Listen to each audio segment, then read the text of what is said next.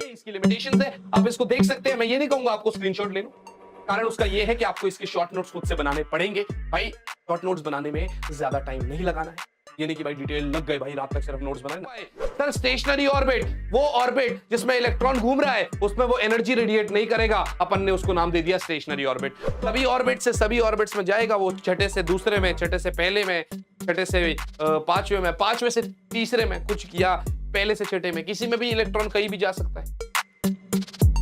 Hello बच्चे party, कैसे हो आप सब लोग? आई होप सभी बच्चे काफी अच्छे होंगे और काफी प्रेशर में भी होंगे, बड़ा ऑब्वियस है। देखो इस समय पे यार एक ही बात कहूंगा कि अगर कंसिस्टेंटली आप लोग पढ़ाई करते रहेंगे ना, तो ये जो बोर्ड एग्जाम्स है ना, ये सबसे इजी एग्जाम्स है आपके लिए। कंसिस्टेंट हो जाइए, अगर अभी तक नहीं भी स्टार्ट करा था तो अभी भी स्टार्ट करते हैं, तो एक अच्छा खासा, जितना आपने एक्सपेक्टेशंस नहीं रखा होगा उससे बहुत अच्छे मार्क्स आपके आ सकते हैं।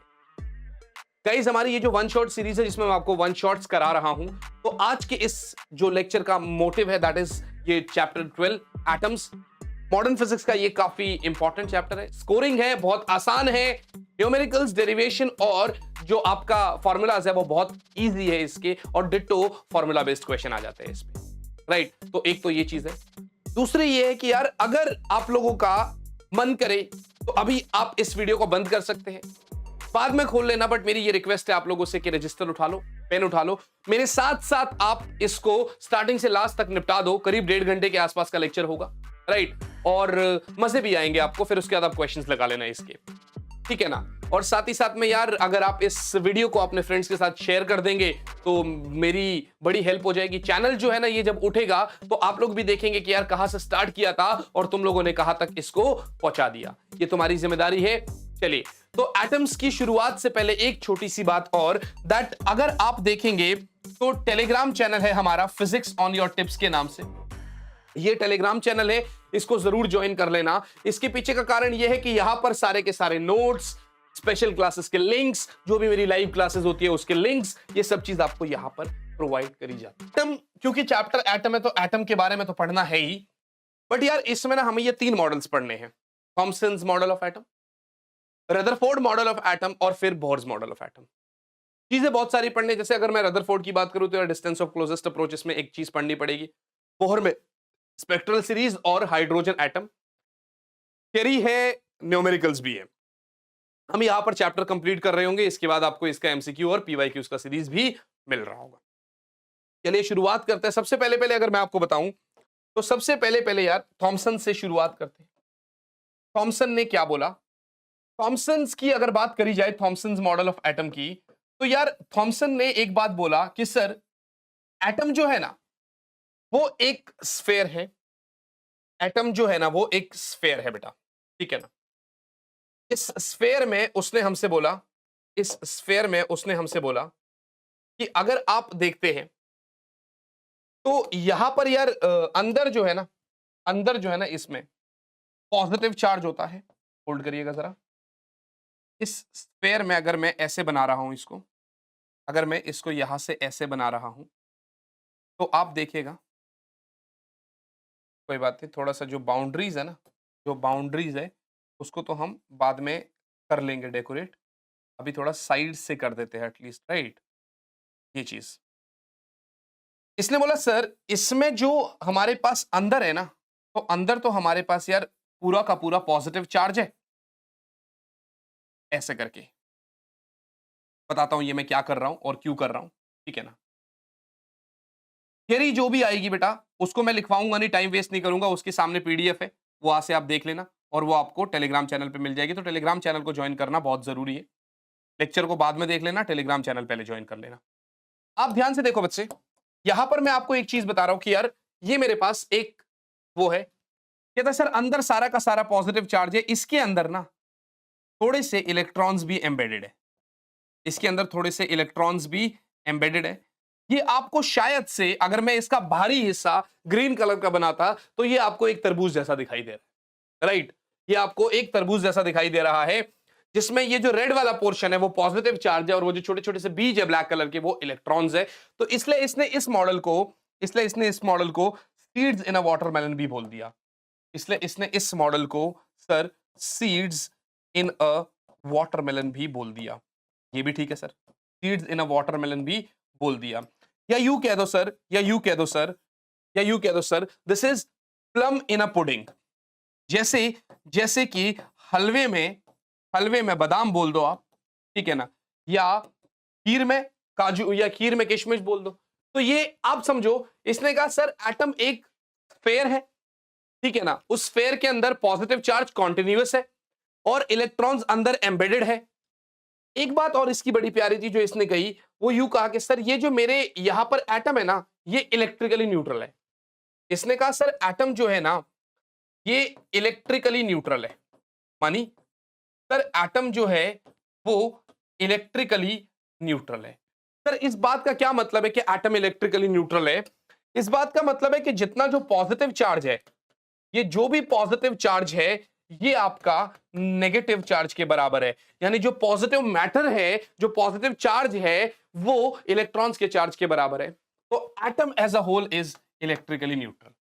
तो आपको थॉमसन मॉडल समझ में आ गया। अगर इसको शब्दों में बयां किया जाए तो ये रहा इसका एक छोटा सा पेज, अगर आप देखोगे तो जिस पे लिखा हुआ है कि भाई थॉमसन ने किस तरीके से क्या प्रपोज किया, थॉमसन ने क्या बोला कि किस तरीके से ये एटम है, ये सारी बातें यहां पर अंग्रेजी में आपके सामने लिखी गई है। ये पीडीएफ आपको मिल जाएगा, कोई दिक्कत नहीं है।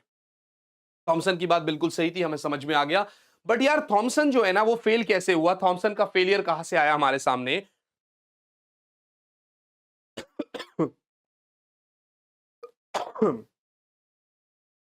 एक तो अगर आप ध्यान से देखोगे, एक तो अगर आप ध्यान से देखोगे तो आगे जाके हम रदरफोर्ड मॉडल पढ़ते हैं। रदरफोर्ड कायदे से थॉमसन का ही स्टूडेंट था।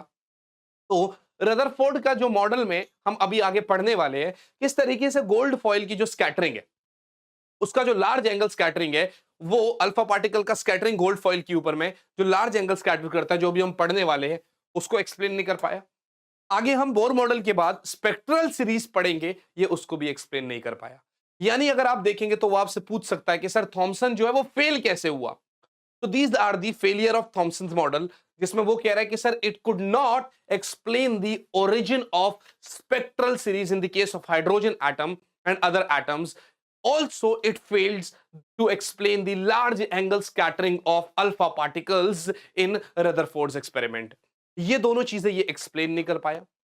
तो ये थॉमसन मॉडल था, जो कि मुझे लगता नहीं कि पेपर में पूछेगा, क्योंकि 9th क्लास 10th क्लास का कॉन्सेप्ट है।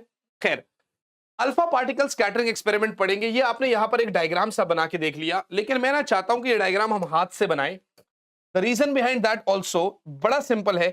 मैं चाहता हूं कि आप लोगों को यार ऑफलाइन वाली फील आए। चलिए सर, रदरफोर्ड ने जो है ना, उसने अपने 2 एसोसिएट्स जो उसके साथ काम कर रहे थे, उसने उनको कहा कि तुम भैया एक काम करो, जाओ भाई, नाम की कोई जरूरत नहीं है, लेकिन अगर मेरे को पता है तो मैं तो बताऊंगा भाई, ठीक है ना। अर्न्स्ट मार्डिन और एच गीगर, या जीजर कुछ भी बोल दो तुम, मार्डन बोल दो, इन दोनों को इसने बोला सर तुम ना एक काम करो, गोल्ड फॉइल के ऊपर अल्फा पार्टिकल की स्कैटरिंग करा दो और बताओ क्या हुआ उस समय पे।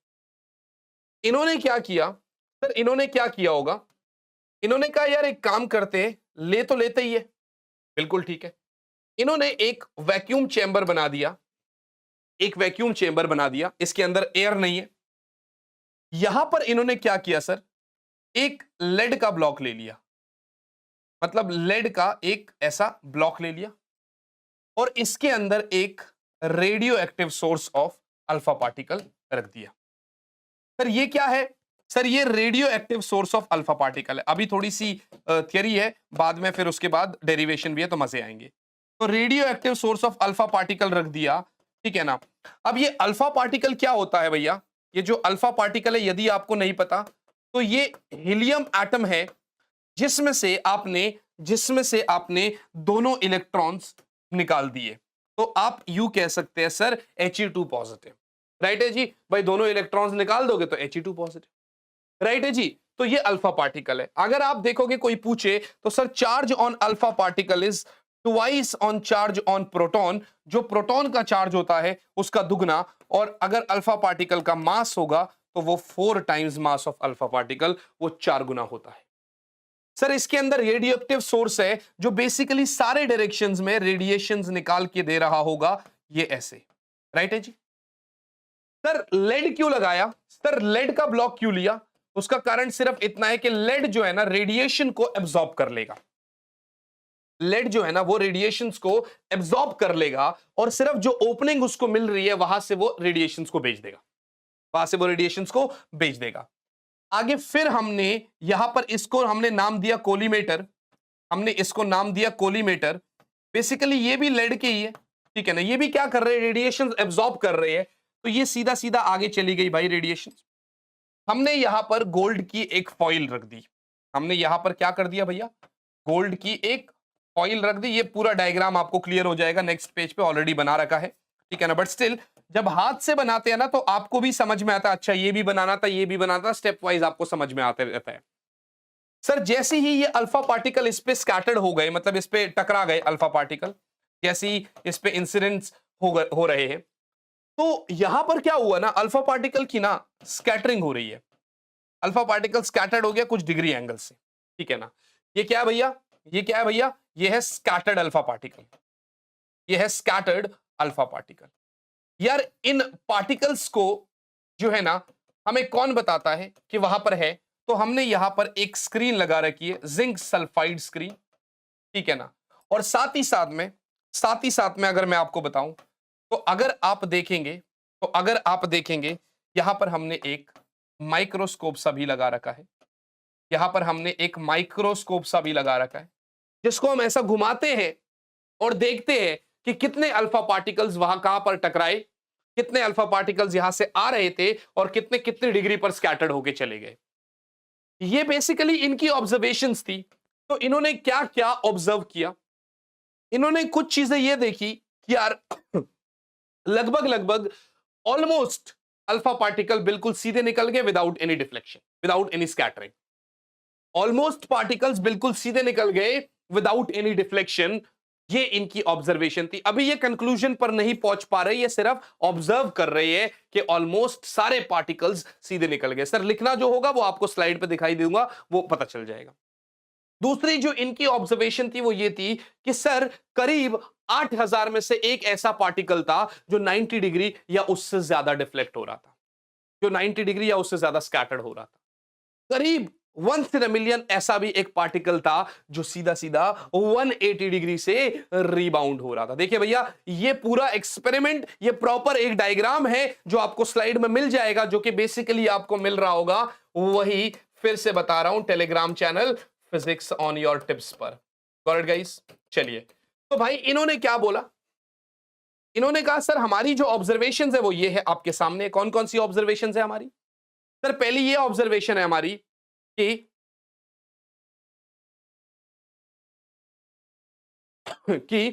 most of the alpha particles pass straight through the gold foil or suffer only small deflection। कुछ अल्फा पार्टिकल्स 90 या 90 डिग्री से ज्यादा स्कैटर्ड हो गए, कुछ ओकेजनली एक ऐसा पार्टिकल था जो 180 डिग्री से रिबाउंड हो रहा था। जब ये ऑब्जर्वेशन, ये देखिए ये ना इन्होंने एक ग्राफ सा भी बना रखा है कि कितने पार्टिकल्स हमने भेजे थे तो वो कितनी डिग्री से स्कैटरिंग हो रही थी। भाई इन्होंने ये भी चीज यहां पर दिखा रखा है, शो कर रखा है कि भैया अगर अगर आप देख पा रहे हो, अगर आप देख पा रहे हो, तो अगर मैंने 10 की पावर 7 पार्टिकल्स भेजे, ठीक है ना, तो उसमें से कितने पार्टिकल्स कितने डिग्री से स्कैटरिंग हो रही है, भाई वो आपको यहां से एक छोटा सा ग्राफ दिखाई दे रहा होगा, ठीक है ना। जब इन्होंने ये ऑब्जर्वेशन करी तो कंक्लूजन पे ये नहीं आ पा रहे थे, और कंक्लूजन जो है ना वो बेसिकली इनको किसने दिया, रदरफोर्ड ने दिया। अच्छा सर रदरफोर्ड ने क्या कंक्लूजन दिया, सर रदरफोर्ड की क्या कंक्लूजन थी, रदरफोर्ड की कंक्लूजन क्या थी, उसकी ये कंक्लूजन थी कि अगर आप ये कह रहे हैं कि लगभग सारे पार्टिकल्स, मतलब मोस्ट ऑफ द पार्टिकल्स, यानी कि 1 लाख में से 95,000 98,000 कुछ भी, मतलब मान लो 99,000, अगर इतने पार्टिकल्स बिल्कुल सीधे चले गए विदाउट एनी स्कैटरिंग, तो बीच में कोई था ही नहीं उनको रोकने के लिए। तो यहां से उसको पहली बात पता चली कि यार इसका मतलब एटम के अंदर ज्यादा से ज्यादा स्पेस खाली है, ये पहली बात। दूसरी बात ये थी कि सर अगर आप कह रहे हैं कि यार 8000 में से कोई एक पार्टिकल है जो 90 डिग्री या 90 डिग्री या 90 डिग्री से ज्यादा स्कैटर्ड हो रहा है, तो इसका मतलब कहीं ना कहीं बीच में कुछ ऐसा है जो उनको धक्का मार रहा, रिपल करा रहा है। और वहां से हमें पता चला इनका एक और कंक्लूजन कि भैया बीच में ही एक कोई सेंट्रल मैसिव कोर है, जहां पे हम ऐसा इसने बोला कि भाई मैं सपोज कर रहा हूं कि बीच में उस एटम का पूरा मास और पूरा पूरा चार्ज वहीं पर रखा है, तभी तो डिफ्लेक्शन हो गई। इस बात को थॉमसन एक्सप्लेन नहीं कर। तीसरी चीज, आप कह रहे सर ओकेजनली एक अल्फा पार्टिकल है जो 180 डिग्री से रिबाउंड कर रहा है। इस बात बहुत क्लियर हो गया है भैया कि बीच में ही कोई है जो रोक पा रहा है इसको और वापस 180 डिग्री से बेच पा रहा है। अगर तो आप यहां पर मेरे साथ देखते हैं बेटा, अगर तो आप यहां पर मेरे साथ देखते हैं, तो आप यहां पर देख पा रहे होंगे कि सर ये रहे भैया इसके कंक्लूजन। ये सब चीज जो मैंने आपको ओरली बताई इस समय पे, वो यहां पर लिखी गई है। एक डायग्राम के थ्रू ये हमें एक्सप्लेन करने की कोशिश कर रहा है कि सर अगर आप देखेंगे तो ये न्यूक्लियस है भैया, जो बिल्कुल बीचों बीच रखा हुआ है, जहां पर उस एटम का पूरा मास और पूरा का पूरा charge is suppose to be concentrated. Sir मैंने क्या किया, मैंने अल्फा पार्टिकल्स की बीम्स को भेजा यहां से।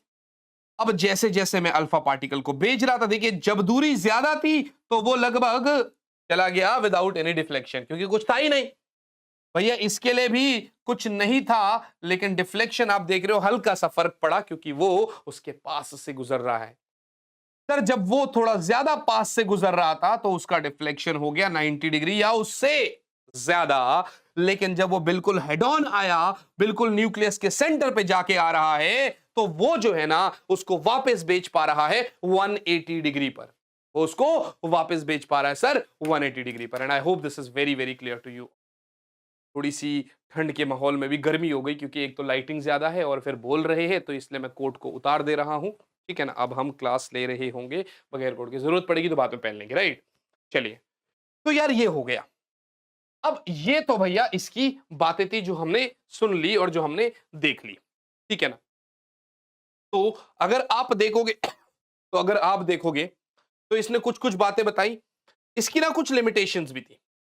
इसकी क्या लिमिटेशंस थी मैं वो भी आपको बता देता हूं, ठीक है ना। पहले तो इसका ये मॉडल अगर आप देखोगे तो जो मैंने आपको वहां पर बोला वो सेम चीज इसने बोली, ठीक है ना। हाँ, एक और चीज इसने यहां पर जरूर बताई हमें कि सर अगर आप कह रहे हैं कि बीच में न्यूक्लियस है, पॉजिटिव चार्ज है, थॉमसन की जो इलेक्ट्रिकल न्यूट्रलिटी है उसको समझाने के लिए इसने कहा सर इलेक्ट्रॉन्स तो है। कहा है वो, तो इसने खुद से ही बोल दिया सर इलेक्ट्रॉन जो है इस न्यूक्लियस के चारों तरफ घूम रहे हैं। इलेक्ट्रॉन जो है वो इस न्यूक्लियस के चारों तरफ घूम रहे हैं। कारण उसका क्या है, क्योंकि इलेक्ट्रॉन का जो नेगेटिव चार्ज है वो इस पॉजिटिव चार्ज को बैलेंस कर रहा होगा। And I hope this is very very clear to you all, right है जी। चलिए, एक तो ये छोटी सी बात अपने को समझ में आ गई भाई, ठीक है ना। अब आगे चलते हैं हम लोग। अब अगर आगे देखेंगे सर, तो आगे से हमें यह पता चला कि सर इसकी कुछ तो लिमिटेशंस है, इसकी कुछ तो लिमिटेशंस है। चलिए मैं लिमिटेशंस भी बता देता हूं आपको। इसकी क्या लिमिटेशंस थी सर, इसकी सर क्या लिमिटेशंस थी। वो लिमिटेशंस में एक तो इसने ये बात बोली कि सर न्यूक्लियस के चारों तरफ इलेक्ट्रॉन्स घूम रहे हैं, ठीक है। मैक्सवेल सामने आ गई, मतलब मैक्सवेल तो सामने नहीं आए होंगे बट मैक्सवेल की थ्योरी जरूर सामने आ गई। और मैक्सवेल की थ्योरी हमसे ये बोलती है कि सर आप कह रहे हैं इलेक्ट्रॉन सर्कल में घूम रहे हैं। मैंने कहा बिल्कुल ठीक है, यदि तो इलेक्ट्रॉन सर्कल में घूम रहे हैं तो वो एक्सेलरेटेड चार्ज पार्टिकल है, सही है भाई। और मैक्सवेल कहता है सर मैं बहुत पहले ये बात को एक्सप्लेन कर चुका हूं कि अगर कोई भी एक्सेलरेटेड चार्ज पार्टिकल सर्कल में घूम रहा है या कोई भी चार्ज पार्टिकल एक्सेलरेशन में है तो वो एनर्जी रेडिएट करेगा। और अगर ये इलेक्ट्रॉन एनर्जी रेडिएट करता है तो धीरे धीरे इसका पाथ जो है वो स्पाइरल बनता जाएगा भैया, वो स्पाइरल बनता जाएगा। और एक समय आएगा जब वो एक समय आएगा जब वो आपका इस न्यूक्लियस के अंदर कोलैप्स हो जाएगा। भाई इसने भाई बात नहीं कह रहे भाई, मैक्सवेल की थ्योरी ऑलरेडी प्रूव्ड है कि भाई अगर कोई भी एक्सेलरेटेड चार्ज पार्टिकल है वो एनर्जी रेडिएट करेगा, एनर्जी रेडिएट करेगा। कुछ समय बाद अगर आप देखोगे तो वो न्यूक्लियस में कोलैप्स हो जाएगा। नहीं हो रहा, तो भैया ये जो है ना, सबसे पहली बात, स्टेबिलिटी ऑफ एटम को नहीं एक्सप्लेन कर पाया। स्टेबिलिटी ऑफ एटम को नहीं एक्सप्लेन कर पाया, ये रहा इसका पहला लिमिटेशन। दूसरा, आगे हम पढ़ेंगे, हमने अभी बोला सर एनर्जी अगर ये कॉन्टिन्यूअसली रेडिएट करेगा तो फ्रीक्वेंसी में भी चेंज आएगा कॉन्टिन्यूअसली। क्योंकि अभी आपको ये पॉइंट समझ नहीं आएगा, आगे समझ आएगा। वहां पर हम स्पेक्ट्रल सीरीज जो पढ़ेंगे वो लाइन स्पेक्ट्रल सीरीज पढ़ते हैं क्वांटाइजेशन के अकॉर्डिंग। ये बोल रहा है कॉन्टिन्यूअस होना चाहिए। नहीं समझ आया ना, कोई बात नहीं, इसको लिखना है सिर्फ, आगे जब पढ़ोगे तो आपको समझ में। गाइस ये इसकी लिमिटेशंस है, आप इसको देख सकते हैं। मैं ये नहीं कहूंगा आपको स्क्रीनशॉट ले लो, कारण उसका ये है कि आपको इसके शॉर्ट नोट्स खुद से बनाने पड़ेंगे। भाई शॉर्ट नोट्स बनाने में ज्यादा टाइम नहीं लगाना है। ये नहीं कि भाई डिटेल लग गए भाई रात तक सिर्फ नोट्स बनाए ना। 1.5 घंटे में तुम मेरा लेक्चर देख रहे हो तो ये तो तुमने देख लिया। अब इसके बाद तुम रिवाइज करोगे इसको, 1 घंटा मैक्सिमम दे दो शॉर्ट नोट्स बनाने के लिए, आपके शॉर्ट नोट्स गॉट जी। तो ये रदरफोर्ड की भाई लिमिटेशन। अब बात क्या आती है यार, एक चीज मेरे दिमाग में बड़ी खटक रही थी, वो क्या थी, वो ये थी कि सर आप कह रहे थे कि ये न्यूक्लियस है, आप कह रहे थे कि ये न्यूक्लियस है, मतलब जो बेसिकली बेसिकली इसके चारों तरफ पॉजिटिव चार्ज और पूरा का पूरा मास यहां पर ऐसा है। ठीक बात है सर। अल्फा पार्टिकल को मैंने भेजा, सर मैंने अल्फा पार्टिकल को बिल्कुल हेड ऑन भेजा, इसके बिल्कुल सीधा स्ट्रेट पे सेंटर पे भेजा, राइट है जी। अल्फा पार्टिकल को मैंने भेजा, आपने कहा सर वो 180 डिग्री से आ रहा है। सर देखो, अल्फा पार्टिकल के पास कुछ स्पीड है, यदि तो अल्फा पार्टिकल के पास कुछ स्पीड है तो उसकी कुछ काइनेटिक एनर्जी भी है ना। सर अल्फा पार्टिकल के पास कुछ काइनेटिक एनर्जी भी है जो कि कितनी होगी, हाफ एम वी स्क्वायर। बिल्कुल सही बात है सर। सर ये जब जा रहा था, जाते जाते जाते जाते एक जगह पर तो इस न्यूक्लियस ने इसको बोला होगा भाई रहने दे यार, अब मत आ आगे। क्योंकि सर न्यूक्लियस भी पॉजिटिवली चार्ज, ये भी पॉजिटिवली चार्ज, पॉजिटिव पॉजिटिव एक दूसरे को रिपेल करेगा। ये तब तक वहां तक जा सकता है जहां तक ये उस न्यूक्लियस उसके ऊपर फोर्स नहीं लगा। एक टाइम आएगा जब न्यूक्लियस कह देगा भाई अब इसके आगे तेरे लिए आना अलाउड नहीं है, तो नहीं आ सकता। उस डिस्टेंस को मैं बोलता हूं डिस्टेंस ऑफ क्लोजेस्ट अप्रोच। उस डिस्टेंस को मैं क्या बोलता हूं भैया, डिस्टेंस ऑफ क्लोजेस्ट अप्रोच। बात ठीक है यार। उस डिस्टेंस को मैंने बोला sir that distance is known as distance of closest approach. Sir distance of closest approach की बात को समझो। Basically energy can never be created nor be destroyed, but it can just convert from one form to another. और ये बात हमने काफी time से पढ़ रखी है। तो सर यहां पर ये बिल्कुल स्टॉप होगा, स्टॉप होके ये इसको वापस भेजेगा, भैया वापस जाओ। 180 डिग्री से रिबाउंड कर दिया। तो अगर स्टॉप हुआ तो इसकी पूरी की पूरी काइनेटिक एनर्जी तो खत्म हो गई। वो कहां गई, वो सारी की सारी काइनेटिक एनर्जी सर, इसका जो चार्ज है वो प्लस जेड ई होता है, इसका चार्ज प्लस 2e होता है। क्योंकि मैंने अभी कहा था अल्फा पार्टिकल का चार्ज जो होता है वो प्रोटॉन के चार्ज के दुगना होता है। दोनों पॉजिटिव है और दोनों के बीच में कुछ दूरी पर इंटरैक्शन हो रहा है, मानी वहां पर पोटेंशियल एनर्जी तो होगी ही। जी क्या मेरी बात समझ में? Sir kinetic energy half M V square है। सर पोटेंशियल एनर्जी कितनी होगी, के Q1 Q2 bye are square. ये भी पॉजिटिव, नेगेटिव का कोई स्कोप ही नहीं है सर। के 2e इंटू जेड ई बाय, यहां पर आर स्क्वायर नहीं होता है भैया, यहां पर आर नॉट ही होता है, तो ये आर नॉट होगा। ये दूसरा सर पूरी की पूरी काइनेटिक एनर्जी पोटेंशियल एनर्जी में कन्वर्ट हुई है, तो इसका मतलब सर इसकी काइनेटिक एनर्जी भैया इसकी पोटेंशियल एनर्जी में कन्वर्ट हो जाएगी। सही है सर। मानी हाफ एम वी स्क्वायर जो है वो बराबर हो जाएगा sir 2k Z E square by R naught के। अगर आर नॉट को सामने भेज दूं तो ये हो गया भैया 2k Z E square by half M V square, जिसको आप फर्दर कह सकते हो 2k Z E square by kinetic energy of alpha particle, या 2 को ऊपर भेज दो, so this is further 4k Z E square by. Guys what is this? This is distance of closest approach. ये करीब करीब of the order of 10 raise to the power -15 होता है।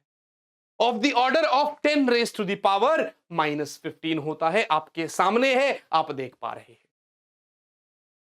और गाइस सही है, सही है sir. Distance of closest approach अपने को मिल गया। सर आपने बिल्कुल सीधा भेजा था तो समझ में आ गया। सर आपने बिल्कुल सीधा भेजा था तो समझ में आ गया। व्हाट इफ थोड़ा ऊपर से भेज दे तो थोड़ा सा ऊपर से भेजोगे भैया तो उस समय आएगा impact parameter. Impact para B से डिनोट। सर यही आपका न्यूक्लियस है। आप यहां से भेज रहे हैं, कायदे से यार ये सीधा जाना चाहिए था।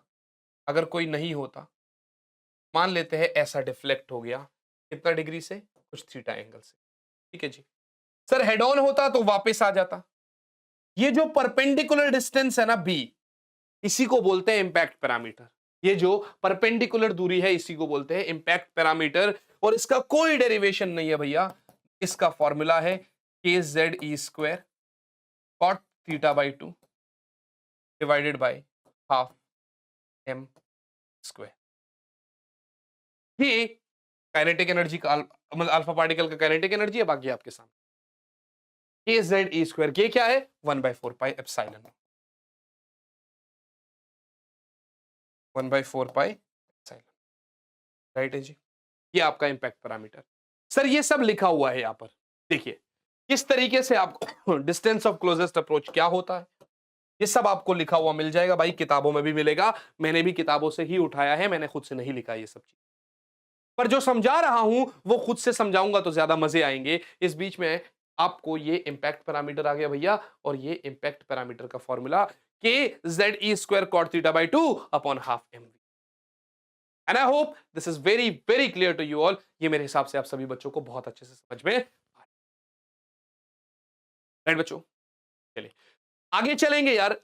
अब आपने थॉमसन्स मॉडल पढ़ लिया, अब आपने रदरफोर्ड का मॉडल पढ़ लिया, अब आपने डिस्टेंस ऑफ क्लोजेस्ट अप्रोच पढ़ लिया, अब आपने इंपैक्ट पैरामीटर पढ़ लिया, अब आपने दोनों मॉडल्स की लिमिटेशंस पढ़ ली। सर रदरफोर्ड की ये जो लिमिटेशन है इसको दूर तो करना ही पड़ेगा। और उसको दूर करने के लिए भैया आ गए हमारे पास बोहर भैया। कौन आए? बोहर। सर बोहर क्या बोलते हैं? रदरफोर्ड को कहते हैं यार आप कह रहे हैं कि इलेक्ट्रॉन सर्कल में घूम रहा है और आप मैक्सवेल की इस बात का जवाब नहीं दे पा रहे हैं कि सर्कल में क्यों घूम रहा है जबकि वो तो कोलैप्स हो जाएगा। तो बोहर ने कहा भैया मैं थोड़ा सा रिसर्च करके आया हूं, मैं बता देता हूं। हम भी आस लगाए बैठे हैं बोहर भैया हमको कुछ कहेंगे।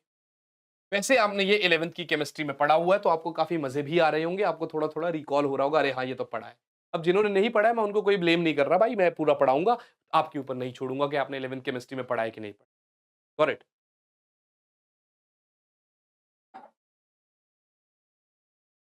मैंने कुछ पूछा ही नहीं आपसे सर्च करने के लिए।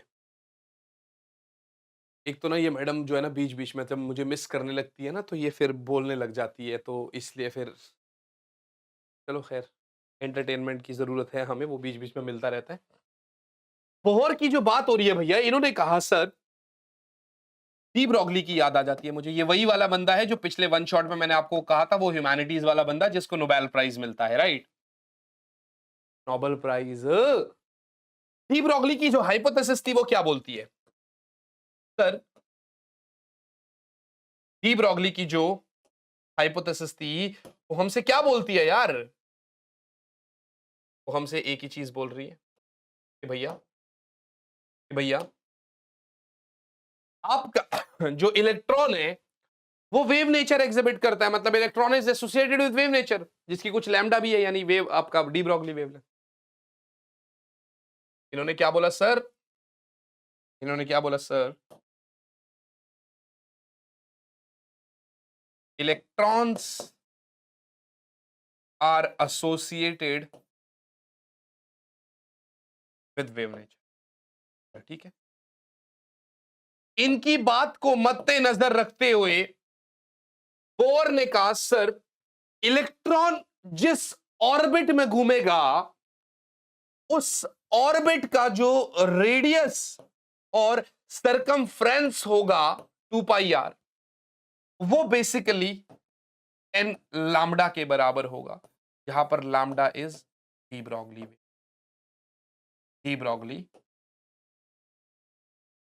सर इलेक्ट्रॉन हर एक ऑर्बिट में नहीं घूम सकता, इलेक्ट्रॉन पर्टिकुलरली कुछ ऑर्बिट में घूमेंगे, और जिस भी ऑर्बिट में वो इलेक्ट्रॉन घूम रहे हैं उस ऑर्बिट में उसका जो सरकमफ्रेंस है वो एन लैम्डा के बराबर, उसका जो सरकमफ्रेंस है वो n lambda. Sir de Broglie ने एक और बात बताई थी, ऑल्सो लैम्डा इज h/mv, आया ना डी ब्रॉगली के, उससे डी ब्रॉगली वेवलेंथ डालो भाई इसमें, डालो इसमें, तो सर 2πr जो हो जाएगा वो NH/mv हो जाएगा। और अगर मैं इसको थोड़ा सा ऊपर कर देता हूं भैया, तो MVR is equals to NH/2π। थोड़ा दिमाग के घोड़े खुल रहे होंगे, थोड़ा सा केमिस्ट्री से याद भी आ रहा होगा। क्या चीज, क्या चीज, छोड़ो ना यार, यहां से ये ज्यादा आसान। हो साहब, भाई साहब, भाई साहब, कोई ना, हम ऐसी खुश हैं। इन्होंने क्या बोला सर, MVR बराबर NH/2π। सर MVR क्या है? सर MVR है क्या? L। सर ये L क्या है? ये L है बेटा एंगुलर मोमेंटम ऑफ इलेक्ट्रॉन। भैया जब इलेक्ट्रॉन घूम रहा है सर्कल में, जब इलेक्ट्रॉन सर्कल में घूमेगा तो उसका कुछ लीनियर स्पीड भी है, बट क्योंकि वो घूम रहा है तो उसका कुछ एंगुलर मोमेंटम भी है, और वो एंगुलर मोमेंटम कितना है भैया? NH/2π। और यही है बोहर की फेमस बोहर्स क्वांटाइजेशन कंडीशन। क्या मतलब क्या है इस बात का, अभी समझाता हूं भैया। पहले तो इन्होंने बोला इलेक्ट्रॉन सिर्फ उसी ऑर्बिट में घूमेगा जिस ऑर्बिट में उसका सरकमफ्रेंस डी ब्रॉगली वेवलेंथ का इंटीग्रल मल्टीपल होगा, और करते करते ये इस बात पे आ गए कि सर इलेक्ट्रॉन सिर्फ उसी ऑर्बिट में घूमेगा जिस ऑर्बिट में उस इलेक्ट्रॉन का एंगुलर मोमेंटम h/2π का मल्टीपल होगा। यही बोहर का क्वांटाइजेशन कंडीशन है। हम 11th की केमिस्ट्री में भी सेम चीज पढ़े। सर जरा आते बोहर के ऊपर। बोहर के कुछ फेमस पॉस्टुलेट्स है। अब क्योंकि बोहर जो है वो रदरफोर्ड की लिमिटेशंस बता रहा है, तो कहता है यार अगर मैंने एक दो चीजें रदरफोर्ड से चुरा भी ली तो क्या ही हो गया। तो पहला ही कॉन्सेप्ट इन्होंने कहा सर न्यूक्लियर कॉन्सेप्ट। क्या होता है इसका मतलब? इसका मतलब यह है सर, अगर आप एटम देख रहे हैं तो उसके बिल्कुल बीचों बीच एक सेंट्रल मैसिव कोर है, जहां पर उस एटम का पूरा मास और पूरा का पूरा charge is suppose to be concentrated, और उसको हम न्यूक्लियस बोलते हैं। ये उसका न्यूक्लियर कॉन्सेप्ट। दूसरा जो कॉन्सेप्ट है वो वही उसका क्वांटाइजेशन कंडीशन। क्वांटाइजेशन कंडीशन, इसमें क्या बोला उसने? इसमें इसने बोला सर ये जो L है ना, ये L, ये NH/2π होना चाहिए। मानी जिस ऑर्बिट में इलेक्ट्रॉन घूमेगा उसमें उसका जो एंगुलर मोमेंटम है वो h/2π का मल्टीपल होगा भैया। वो क्या होगा? वो h/2π का मल्टीपल होगा। क्या मेरी बात समझ में आ रही है? क्या मेरी बात समझ में आ रही है? ये भी ठीक है, ये भी ठीक है। सर अगली बात पे आते हैं। सर तीसरा वाला मेथड ले लेते हैं, तीसरी वाली चीज ले लेते हैं। वो क्या है भाई? न्यूक्लियर कॉन्सेप्ट हो गया, न्यूक्लियर अप्रोच हो गया, क्वांटाइजेशन हो गया। तीसरी चीज बोहर ने बोली सर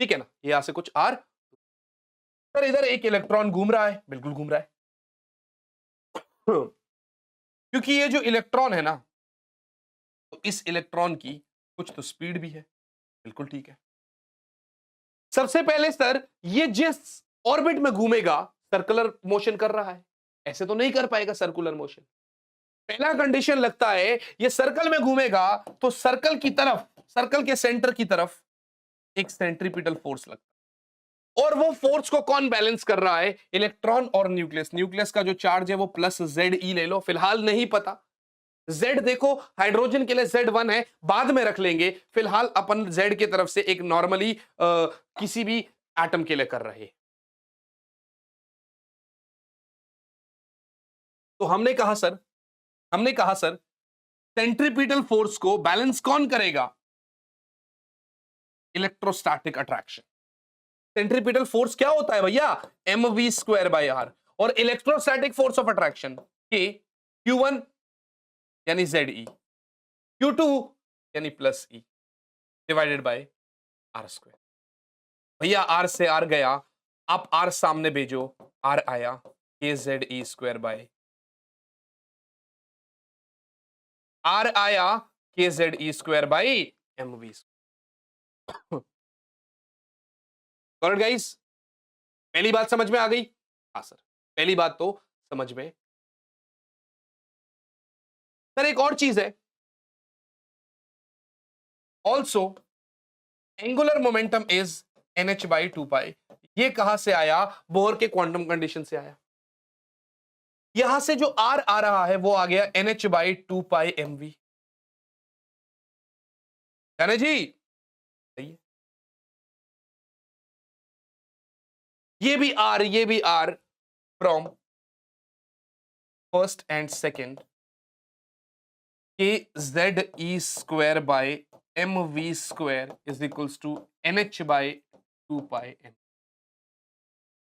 सर v से v काट दो, आपका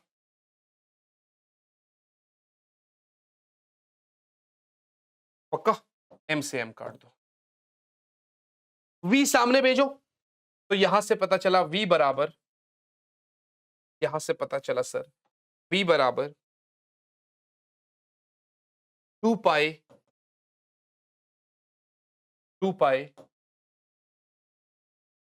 kZe²/nh आया ना? ये हो गई अपनी v मानी थर्ड इक्वेशन, ये हो गई अपनी v, ठीक है ना? अब अगर मैं इस v को इसमें पुट करता हूं तो शायद कुछ और आंसर आ जाए। सो इक्वेट इक्वेशन 3 इंटू r बराबर nh/2πm इंटू v मानी 2πk ZE²/nh। भैया nh तो सीधा ऊपर चला जाएगा, r हो गया n²h²/4π²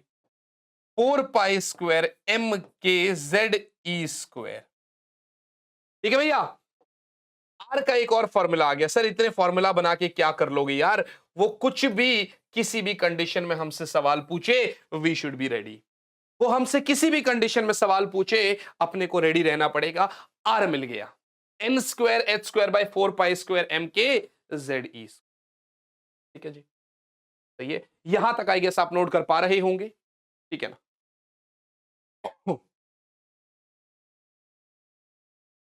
सर एक काम करेंगे, सर आर बराबर n²h²/4π²mk सर मैं एक काम करता हूं, n को भी 1 ले लेता हूं और z को भी 1 ले लेता हूं। Z1 मानी हाइड्रोजन के लिए असल में सर Z1 होता है, और n1 मानी उसके इनर मोस्ट ऑर्बिट का।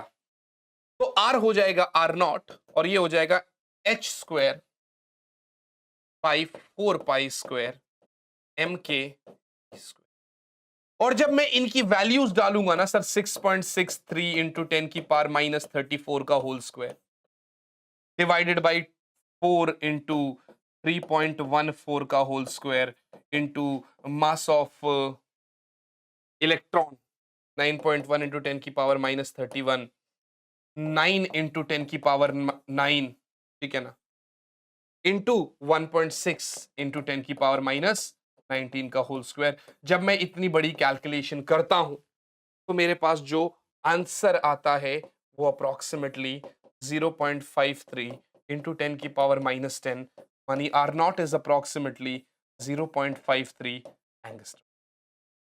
ये क्या है आर नॉट? इसी को अपन बोलते हैं बोहर्स रेडियस, इसी को हम बोलते हैं बोहर्स रेडियस। बोहर्स रेडियस का मतलब रेडियस ऑफ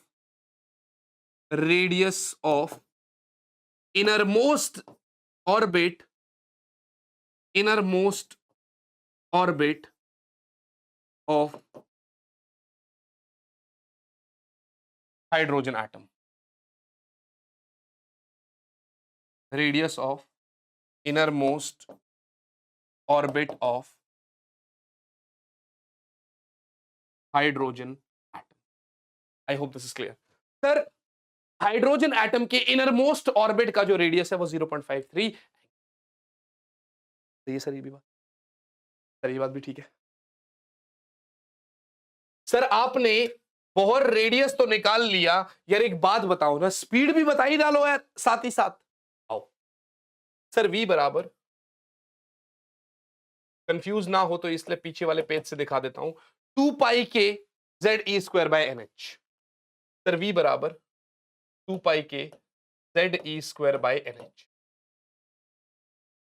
सर अगर मैं n की वैल्यू को, फिलहाल n की वैल्यू में ही रहने दो इसको, एक काम करो भैया, मल्टीप्लाई भी c से कर दो और डिवाइड भी c से कर दो, तो ये v जो हो जाएगा ये हो जाएगा 2 पाई के ZE² divided by CH into C/n। Sir ये 2 पाई के ZE² CH, ये सब तो एक कॉमन है। आप एक काम करिए भैया, Z को तो 1 मान लीजिए हाइड्रोजन के लिए, आप एक काम करिए भैया, Z को 1 मान लीजिए हाइड्रोजन के लिए, तो आपका जो V हो जाएगा दैट इज 2 पाई के E²/CH इंटू C/n। सर ये जो वैल्यू है ना, इसमें आपको सारी चीजों की वैल्यू पता है, तो ये एक कांस्टेंट हो गया ना। तो मैंने कहा यार V बराबर अल्फा C/n ले लेते हैं। मैंने कहा यार V बराबर अल्फा C/n ले लेते हैं। Alpha is fine structure constant, alpha is fine structure constant, और जो अल्फा की वैल्यू है दैट इज 1/136। ये फिक्स्ड है, ये हमने निकाल रखी है, तो V हो गया, V हो गया 1/137 इंटू C/n। हमें तो इनरमोस्ट ऑर्बिट में चाहिए था, तो n1 कर दो तो V हो जाएगा C/137। इसका क्या मतलब है भैया? इसका मतलब है सर, अगर आप first orbit of hydrogen atom में देखोगे तो रेडियस आपका 0.53 एंगस्ट्रम है, और वहीं पर इलेक्ट्रॉन की जो स्पीड है वो स्पीड ऑफ लाइट का 137 टाइम्स गुना कम हो जाएगा। आपके सामने है V is C/137। Sir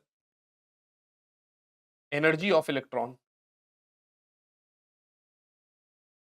in orbits, या यू कहो nth ऑर्बिट, किसी भी ऑर्बिट में। सर पहली बात तो ये देखो कि इलेक्ट्रॉन की स्पीड है तो उसकी काइनेटिक एनर्जी होगी, इलेक्ट्रॉन न्यूक्लियस के चारों तरफ घूम रहा है तो उसकी पोटेंशियल एनर्जी भी होगी। सर काइनेटिक एनर्जी क्या होगी? Half mv²। सर आप ही तो बताए थे कि mv²/r जो है वो kZe²/r² है, मानी mv² kZe²/r है, तो काइनेटिक एनर्जी हो गया भैया kZe²/2r। ठीक है भैया, क्या हो गया? Kinetic energy. सर क्या हो गया? Kinetic energy. Sir potential energy क्या है? के Q1 Q2/r। सर के Q1 क्या है? ZE। Q2 क्या है? -E, क्योंकि भैया ये आपका क्या है? Scalar upon r, so minus kZe²/r। Potential energy हो गया -kZe²/r ठीक है सर, ठीक है सर। अगर टोटल एनर्जी की बात देखें तो वो कहता है सर काइनेटिक प्लस पोटेंशियल कर दो सर, के Z E square by 2r minus k Z E square, plus की जगह माइनस लग जाएगा बाई आर। सर एलसीएम लोगे तो 2r आ जाएगा, 1 माइनस 2 तो minus k Z E square by 2r हो गया। अगर आप देखोगे ये दूसरा, ये तीसरा, तो from first, second and third, भैया फर्स्ट सेकंड थर्ड में से कोई पॉजिटिव नेगेटिव तो हो नहीं सकता। देखो सॉरी, बिल्कुल हो सकता है, काइनेटिक एनर्जी नेगेटिव नहीं हो सकता, ठीक है ना। तो kinetic energy is minus of potential energy is equals to minus of total energy. या तो ये लिख दो या सीधा कह दो यार, पोटेंशियल एनर्जी बराबर, सॉरी पोटेंशियल एनर्जी किसके बराबर है, ट्वाइस ऑफ काइनेटिक एनर्जी के। सॉरी थोड़ा सा उल्टा लिख दिए भाई, twice of kinetic energy is minus of potential energy is minus of twice of total energy. चाहे तो आप ये लिख लो, चाहे तो आप लिख लो भैया पोटेंशियल एनर्जी बराबर ट्वाइस ऑफ टोटल एनर्जी बराबर माइनस ट्वाइस ऑफ काइनेटिक। नहीं समझे, बात तो एक ही होगी ना भाई, नेगेटिव इधर आ जाएगा फिर कोई दिक्कत थोड़ी है, नेगेटिव इधर आ जाएगा कोई प्रॉब्लम थोड़ी है, राइट है जी भाई। टोटल एनर्जी और काइनेटिक एनर्जी का मैग्नीट्यूड बराबर है, पोटेंशियल एनर्जी दोनों के डबल है। आपके सामने एक छोटा सा डेरिवेशन मैंने करवा दिया, बट हमारी जो बात है ना वो यहीं पर सीमित नहीं हो जाती, हमें तो nth ऑर्बिट का करना है, तो हम आगे भी बढ़े।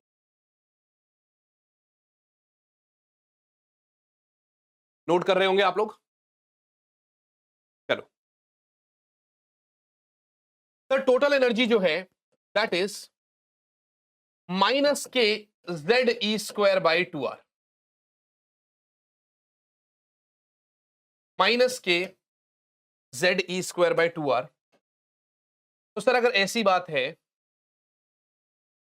तो यहां पर आप r की वैल्यू पुट कर दीजिए, और r की वैल्यू थी n square H square by 4 pi square M K Z square M K Z E square, right है जी। फिर भी एक बार रिकंफर्म कर लो सर। सर आर की वैल्यू है n square H square by 4 pi square M K Z E square, M K Z E square, मारो मल्टीप्लाई ऊपर, तो एनर्जी ऑफ nth ऑर्बिट जो हो रहा है वो माइनस ऊपर जाएगा 4 पाई स्क्वायर एम के स्क्वायर जेड स्क्वायर ई की पावर 4 बाय 2 से 2 को एक बारी काट डालो, तो क्योंकि इस 2 से ये 2 कट जाएगा, तो माइनस 2 पाई स्क्वायर एम के स्क्वायर जेड स्क्वायर ई की power 4 by n square.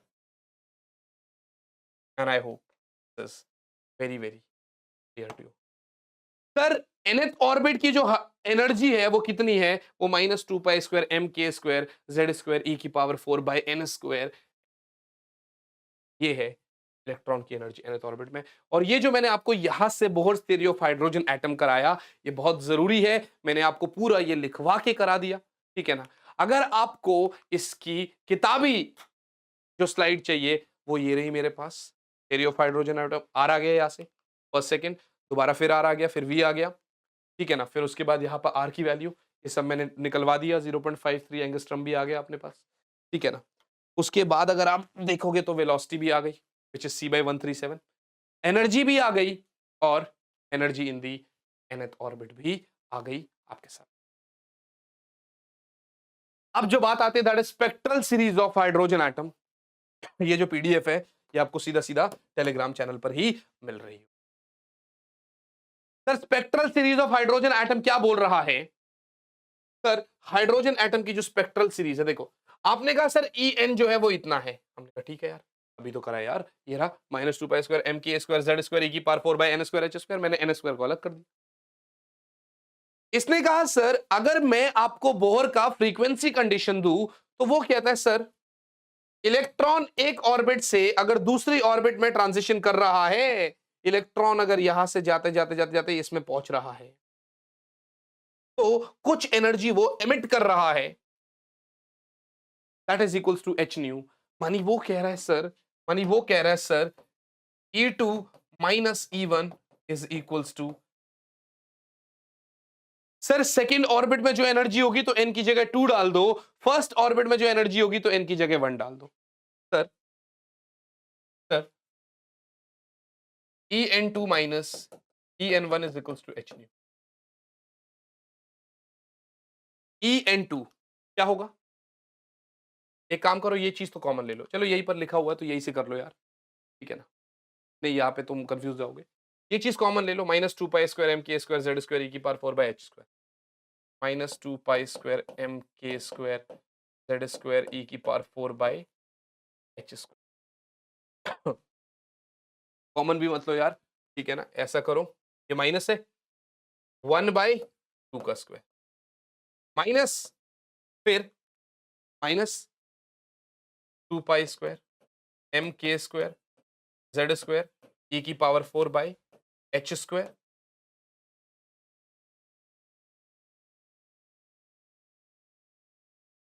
One by one का स्क्वायर। करेक्ट है जी, सही बात है सर। माइनस माइनस प्लस हो गया, इसको आगे ले जाओ, इसको पीछे ले जाओ, ठीक है सर। यार एक काम करो ना, 1 2 मत लिखो ना, हमें नहीं पता क्या है। एक काम करो ना, 1 2 मत लिखो, n1 n2 ही लिख लो, n1 n2 ही लिख लो sir, n2 n1 sir square है तो n2 का स्क्वायर n1 का। सर ये चीज कॉमन ले लो यहां से, चलो इसको इधर ले आओ ना, तो 2 पाई स्क्वायर एम के स्क्वायर जेड स्क्वायर ई की पावर 4 बाई एच स्क्वायर। अगर मैं ये कॉमन लेता हूं तो ये क्या हो जाएगा, 1 by n one square minus 1 by n two, इसके बराबर एच न्यू, इसके बराबर एच न्यू के बराबर, ठीक है जी। आ रहा है ये, आ रहा है सर? सर एच को डिवाइड कर दो, सर न्यू हो जाएगा 2 पाई स्क्वायर एम के स्क्वायर ई की power 4 by H Q, 1 by n one square minus 1 by, ठीक है ना? आपको पता सी बराबर न्यू लैम्डा होता है। अगर मुझे वेव नंबर चाहिए तो वो क्या हो जाएगा, 1 बाई लैम्डा। 1 बाई लैम्डा क्या होगा भैया, nu by c. 1 by lambda is nu by c, because c बराबर न्यू लैम्डा, तो 1 by lambda is nu by c, तो इसको सी से डिवाइड मार दो, तो ये हो जाएगा सर 2 पाई स्क्वायर एम के स्क्वायर ई की power 4 by c h q, by c h Q, 1 by n one का square minus 1 by n two का स्क्वायर।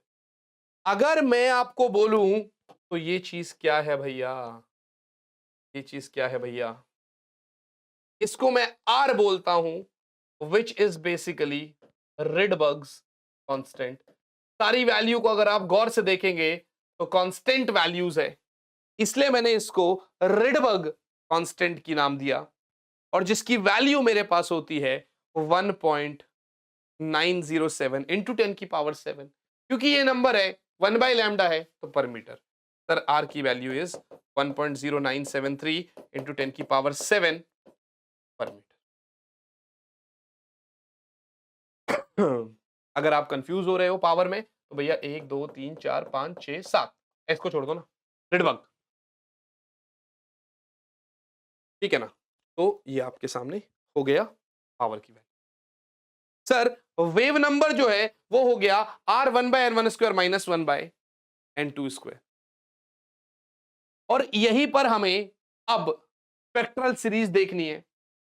आप देखो भाई, इलेक्ट्रॉन ऐसा तो है नहीं कि सिर्फ फर्स्ट से सेकंड में या सेकंड से फर्स्ट में, फर्स्ट से थर्ड में या थर्ड से फर्स्ट में, सभी ऑर्बिट से सभी ऑर्बिट्स में जाएगा, वो छठे से दूसरे में, छठे से पहले में, छठे से पांचवें में, पांचवें से तीसरे में, कुछ या पहले से छठे में, किसी में भी इलेक्ट्रॉन कहीं भी जा सकता है। और यदि तो ऐसी बात है, और यदि तो ऐसी बात है तो सर अपन क्या कर लेंगे, यहां पर स्पेक्ट्रल सीरीज पढ़ लेंगे। सबसे पहली जो सीरीज है वो हमारी किसकी है, लेमन की।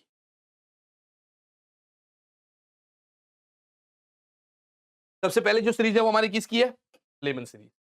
और लेमन क्या कह रहा है, कि भैया आप जो ग्राउंड स्टेट है ना उसको फर्स्ट मान लो, बाकी सभी ऑर्बिट से आप फर्स्ट ऑर्बिट में इलेक्ट्रॉन को भेज दो।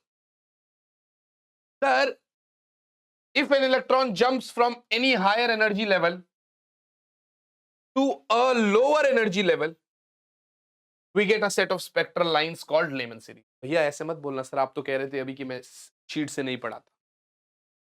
ये जो चीजें हैं ना बेटा, अब तक मैंने आपको पूरा ये जितने भी कॉन्सेप्ट पढ़ाए ये सब मैंने कोई आपको शीट से नहीं पढ़ाया ना। ये देखो, मैंने एक एक फॉर्मूला लिख के पढ़ाया आपको। इससे पहले शीट पे तो सब लिखा हुआ था, बट मैंने उससे पहले आपको एक एक फॉर्मूला लिख के पढ़ाया। लास्ट में जो है ना ये चीज, क्योंकि इसके साथ साथ बहुत सारी चीजें लिखी है, इसलिए मैं आपको यहां से शीट से बता रहा हूं। और मैं लिख तो सारा रहा हूं, बस मैं सिर्फ आपको शीट से वो बता रहा हूं कि हाँ ये अगर ऐसा होता। अब इतने सारी सारी डेफिनेशन लिखवाऊंगा ना, लेक्चर हो जाएगा 4 घंटे का, तुम देखोगे भी नहीं। तो लेमन ने कहा सर इलेक्ट्रॉन अगर किसी भी ऑर्बिट से फर्स्ट ऑर्बिट में जंप करता है तो वहां पर जो सीरीज बनती है उसको लेमन सीरीज कहते हैं। सर अगर आप यहां से देखेंगे तो भैया वो क्या कर रहा है बेसिकली, वो देखिए छठे से पहले में, पांचवे से पहले में, तीसरे से पहले में, ऐसे दूसरे से पहले में, सबसे पहले में आ रहा है, उसको लेमन सीरीज। उसने कहा सर ये जो सीरीज है ना ये यूवी रेस से बिलोंग करती है, this series belongs to UV rays. याद रखना, अक्सर पूछता है। इलेक्ट्रोमैग्नेटिक स्पेक्ट्रम जो आपने पढ़ा था उसकी यूवी रेस से ये सीरीज बिलोंग करती है। और ये सीरीज में क्या करोगे आप, बस N1 को 1 मान लोगे और N2 जो है, जो हायर ऑर्बिट है, वो 2 3 4 कुछ भी हो सकता है। तो sir 1 by lambda is R 1 by 1 का square minus 1 bye N2 square, जहां पर N2 is 2 3 4 and so on. अब लिखने पे तो मैं इस पूरे को लिख सकता हूं, लेकिन मैं क्या बता रहा हूं आपको कि सर देखिएगा एक बार, पामर सीरीज क्या कह रहा है ये। सर अगर आप ध्यान से देखेंगे, इलेक्ट्रॉन अगर सेकेंड ऑर्बिट में आता है, फिर इलेक्ट्रॉन थर्ड में आएगा, फिर फोर्थ में आएगा, फिर फिफ्थ में आएगा, तो सबकी अलग सीरीज बनेगी। 2 3 4 कर दो, 1 बाय 2 स्क्वायर हो जाएगा यहां पर, माइनस 1 बाय 2 स्क्वायर। सॉलिड है जी, बात समझ में आ रही है। ये कौन सी रीजन से बिलोंग करता है सर, ये विजिबल रीजन से बिलोंग करता है, ठीक है ना, ये चीज बहुत जरूरी है। सर पार्शियल सीरीज में क्या होता है, N1 3 हो जाएगा, N2 4 5 6 एंड सो ऑन, और ये बिलोंग करता है सर इंफ्रारेड रीजन से। सर ब्रैकेट में N1 4 हो जाएगा, बाकी तो 5 6 7 एंड ऑल, और ये भी इंफ्रारेड रीजन से बिलोंग करता है।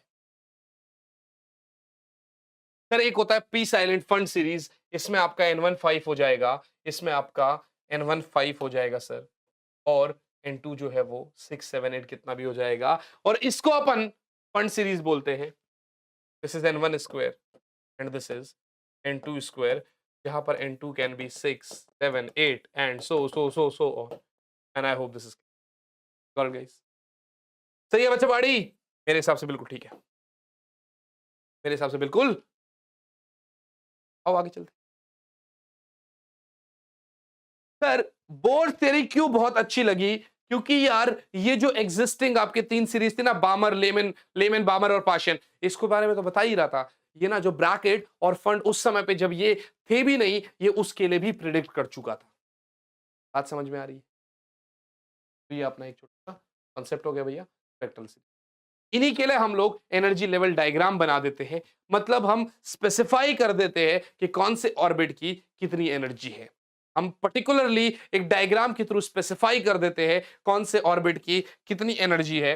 अगर तो आप ध्यान से देखोगे सर, हाइड्रोजन के लिए Z1 है, तो ये आपका एनर्जी है nth ऑर्बिट का, जो ऑलरेडी मैं आपको पीछे बार बार फॉर्मूले में करवा चुका हूं। अब आप n की जगह 1 कर दोगे, तो एक काम कर लो ना, फिर इस वैल्यू को इसको कैलकुलेट करके कोई वैल्यू का नाम दे दो भाई। तो हमने क्या किया, हमने इसको कैलकुलेट कर लिया भाई। हमने जो आपका En था जो कि -2 pi square mk² z² e की power 4 by h² into 1 by n² था। सर ये जो वैल्यू है ना, ये जो वैल्यू है ना, इसको मैंने कुछ नाम दे दिया। क्या नाम दिया, इसको मैंने E1 दे दिया। भाई अगर आप n को 1 कर दोगे तो ये E1 हो जाएगा, n को 1 कर दोगे तो ये E1 हो जाएगा, और E1 कितना आ रहा है भैया, इसकी जो वैल्यू निकाली ये 13.6 इलेक्ट्रॉन वोल्ट आई, तो ये -13.6 इलेक्ट्रॉन वोल्ट आ गए। फर्स्ट ऑर्बिट की कितनी आ गई, -13.6 इलेक्ट्रॉन वोल्ट। और ऐसे ही मैंने एक जनरल फॉर्मूला बनाया, ई एन बराबर E1 by n square. Second orbit में -13.6/2 का स्क्वायर, थर्ड ऑर्बिट में -13.6/3 का स्क्वायर, फोर्थ में -13.6 का फोर्थ का स्क्वायर, फिफ्थ में -13.6/5 का स्क्वायर। सर एक जनरल फॉर्मूला बनाया सर, क्या इसको मैंने E1 माना, अगर मैं इनको 1 कह दूं तो ये मेरा E1 हो गया। और E1 कितना आया कैलकुलेट करके, -13.6 इलेक्ट्रॉन वोल्ट। और जब ये इतना आता है तो यहां से मेरा E2, E3, E4, E5 ये सारे के सारे एनर्जी आ जाती है। फर्स्ट ऑर्बिट में जो एनर्जी है वो -13.6 इलेक्ट्रॉन वोल्ट है। इलेक्ट्रॉन की सेकेंड ऑर्बिट में, हाइड्रोजन में जो इलेक्ट्रॉन का सेकंड इलेक्ट्रॉन जिस ऑर्बिट में घूम रहा है, यदि वो सेकंड ऑर्बिट है तो -3.4 electron volt, then -1.51, -0.85, -0.54, -0.38 electron volt. ये तक कर लिया बहुत। इसका मतलब सर इलेक्ट्रॉन की हर एक ऑर्बिट में एक पर्टिकुलर एनर्जी की वैल्यू है। ऐसा नहीं है कि हर एक ऑर्बिट मतलब इलेक्ट्रॉन सभी ऑर्बिट में चला जाएगा। इलेक्ट्रॉन कुछ पर्टिकुलर ऑर्बिट में जाएगा जिसके कंडीशन में ऑलरेडी आपको बहुत पहले बता चुका हूं। और जिन जिन भी ऑर्बिट्स में जाएगा उनमें वो एनर्जी रेडिएट नहीं करेगा, उनकी कुछ फिक्स्ड एनर्जी होगी। कितनी सर, फर्स्ट ऑर्बिट में -13.6, दूसरे में -3.4, -1.5, -0.85, -0.54, -0.38 इलेक्ट्रॉन वोल्ट। और इसी को बोलते हैं एनर्जी क्वांटिटी। और सर हम लोग इसी को बोलते हैं energy quantization condition. I hope this is very very clear to you. पानी भी खत्म हो गया। खैर अपना चैप्टर बहुत ज्यादा इसके बाद बचा नहीं। अगर आप डायग्राम के थ्रू में दिखाऊं, जो एनर्जी लेवल डायग्राम था, अगर आप इस डायग्राम के थ्रू देखोगे तो भाई क्या हो रहा है, देखो ना। अगर मैं आपको बोलूं सर कि ये इस ऑर्बिट से, ये इस ऑर्बिट से इसमें आ रहा है, कौन से कौन से में भैया, 1 2 3 4 5 6, यानी N2 जो है वो 6 है और N1 जो है वो 1 है। सर एनर्जी क्या होगी इसमें से, ये माइनस, भाई E2 बड़ा है तो E2 minus E1 will be H new, है ना। या अगर आप E2 माइनस E1 करोगे कितना बराबर आएगा भैया, -0.38, माइनस माइनस तो प्लस हो जाएगा, 13.6 इलेक्ट्रॉन वोल्ट। तो ये आंसर कितना आ जाएगा भाई, 13.6 में से तो 13.3, 13.22 वोल्ट इलेक्ट्रॉन वोल्ट, ऐसा कुछ। अरे भैया 13.6 माइनस 0.38, या 0 में से 8 2, 5 में 3 2, प्लस में। बात समझ में आ रही है। यानी कि अगर आपको हाइड्रोजन एटम में छठे ऑर्बिट से पहले ऑर्बिट में इलेक्ट्रॉन को भेजना है तो आपको उसमें से करीब इतनी एनर्जी निकालनी पड़ेगी, वो इतनी एनर्जी रेडिएट करेगा तब जाके उस ऑर्बिट में जाएगा।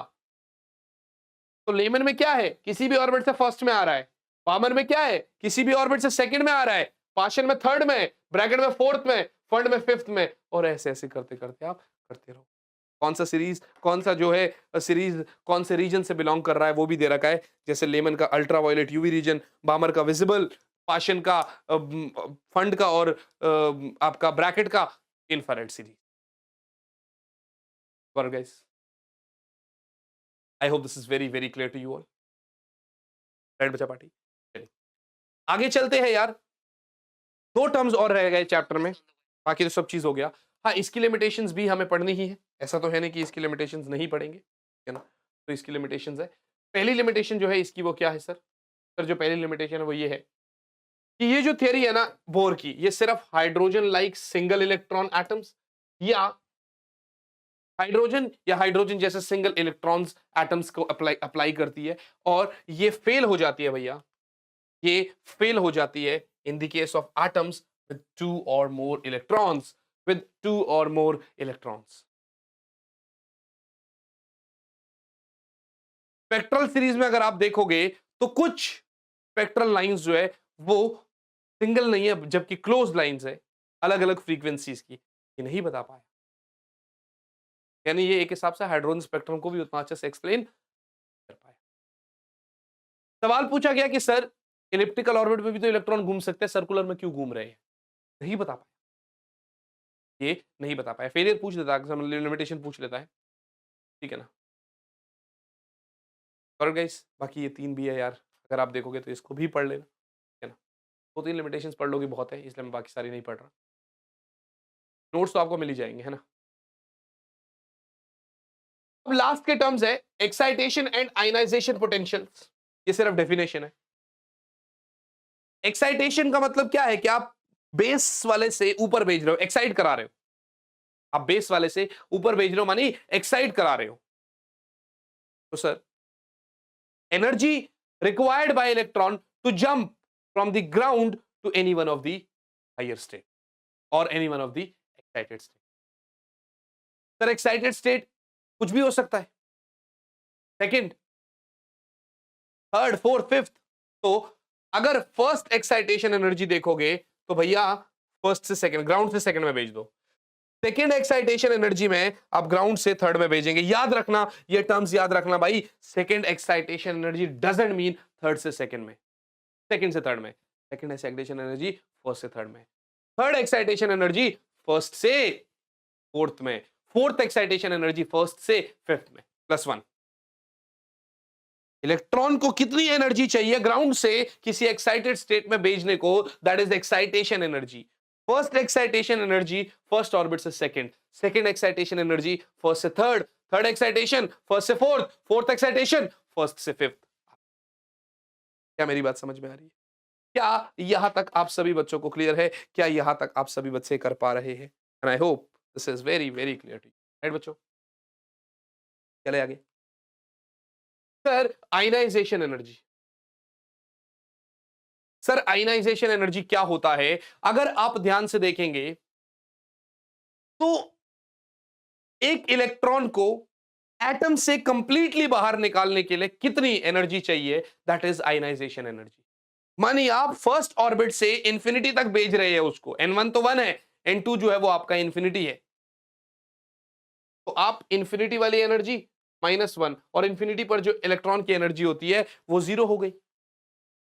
आपको इंफिनिटी से फर्स्ट ऑर्बिट में लाने पर एनर्जी जो है वो 13.6 इलेक्ट्रॉन वोल्ट है ना। तो भेजने में भी 13.6, बस साइन बदल जाते हैं।